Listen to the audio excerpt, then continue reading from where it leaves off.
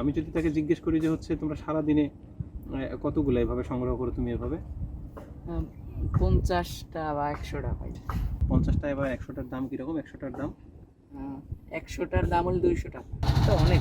এই সব আবার তো এরা সবই এই প্যাডের অভাবে যদি নাহলে আর ধরছে নামে না। একদিন সরে সরে আটলে 7 দিন খেলাকে পিছনে ভুল। আচ্ছা যাও।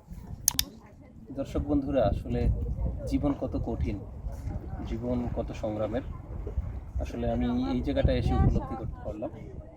এখানে হচ্ছে মূলত চিংড়ির রেণু সংগ্রহের কাজ চলছে। এখানে চিংড়ি তোমার কি বাবা হয়? তার বাবা হচ্ছে ওই তার বাবা ওদিকে, আমরা একটু দেখাই। উনি হচ্ছে সারাদিন খাটাখাটনি করে এই নদীতে হচ্ছে চিংড়ির রেণু সংগ্রহ করে, পোনা সংগ্রহ করে, এবং সেই পোনাগুলো হচ্ছে এখানে নিয়ে আসে এবং এখান থেকে ও সংগ্রহ করে আলাদা করে। আমরা একটু দেখাই। এখানে হচ্ছে যে চিংড়ির ছোট ছোট পোনাগুলো আমরা দেখতে পাচ্ছি, সেটা সব সময় ভাসছে না, কিন্তু একটু পর পর ভাসছে। সেগুলো সে এই চামচটা দিয়ে হচ্ছে সংগ্রহ করছে এবং ওদিকে আরেকটা পাত্রে রাখছে।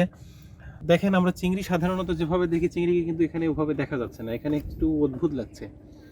এখানে একটু আকারটা অন্যরকম, কারণ এখানে তার হচ্ছে বয়স অল্প, যার কারণে এটি দেখতে এরকম দেখা যাচ্ছে। আর আমি যদি তাকে জিজ্ঞেস করি যে হচ্ছে তোমরা সারাদিনে কতগুলো এভাবে সংগ্রহ করো তুমি এভাবে? 50টা বা 100টা পাই। 50টা এবার 100টার দাম কিরকম? 100টার দাম 100টার দাম হলো 200 টাকা, 200 টাকা। আর 50টা 100 টাকা। আচ্ছা, এটা কতক্ষণ লাগে তোমার 100টা সংগ্রহ করতে?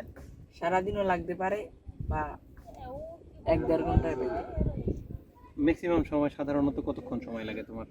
এই আসরের আয়োজনের পর রাত করে কেমন লাগে। আচ্ছা আচ্ছা আচ্ছা, তাহলে 100 চিংড়ির পোনা হচ্ছে তোমার 200 টাকা পাওয়া যায়, হ্যাঁ, এবং সেটা সবসময় 100টা পাওয়া নাও যেতে পারে। হ্যাঁ। আচ্ছা আচ্ছা।